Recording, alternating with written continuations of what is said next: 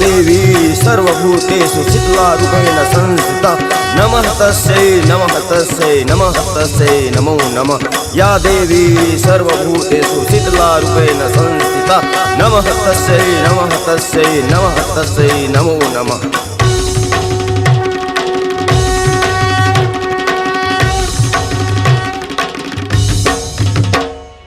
तरिया के पार माँ,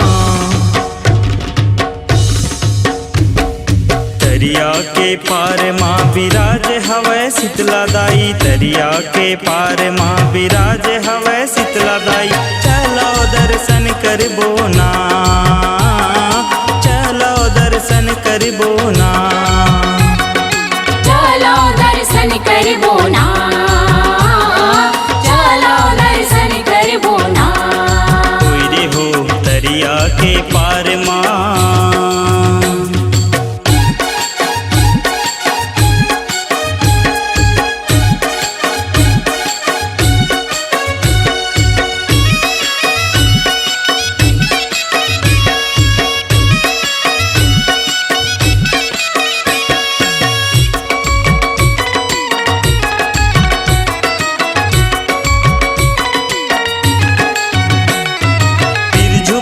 ठाकुर देवता गाँव में बरम बाबा है। लाली लाली चुनरी जी दाई के चढ़ावा है, दाई के चढ़ावा है, दाई के चढ़ावा है। बिरजू बाबा ठाकुर देवता गाँव में बरम बाबा है।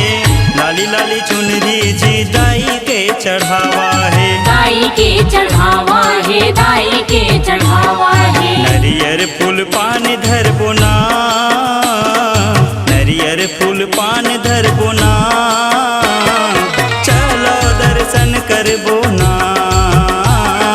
चलो दर्शन करबो ना, चलो दर्शन करबो ना। कोई रे हो तरिया के पार माँ।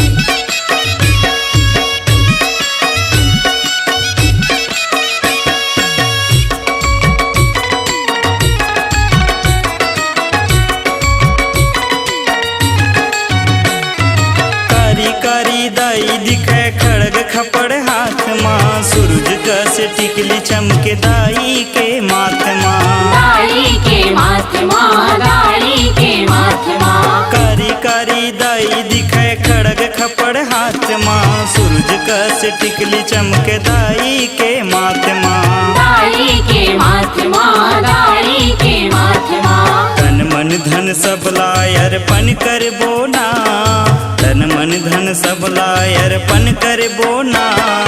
चलो दर्शन करबो ना, चलो दर्शन करबो ना, चलो दर्शन करबो ना। कोई रे हो तरिया के पार माँ।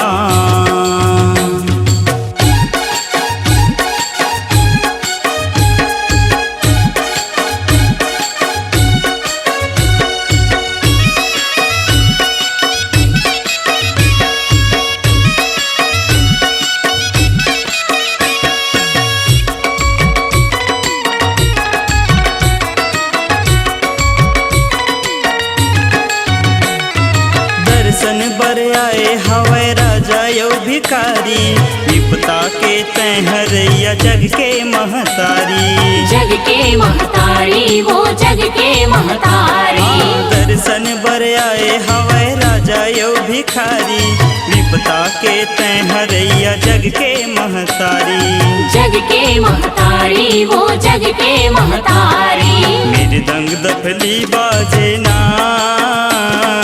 मृदंग दफली बाजे ना। चलो दर्शन करबो ना, चलो दर्शन करबो ना, चलो दर्शन करबो ना, चलो दर्शन करबो ना। तरिया के पार माँ विराज हवै शीतला दाई। तरिया के पार माँ विराज हवै शीतला दाई। चलो दर्शन करबो ना,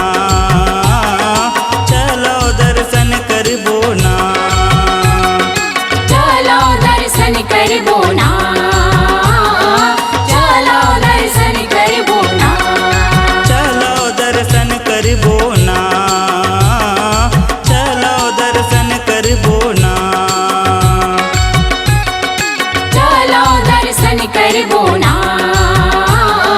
चलो दर्शन करबो ना।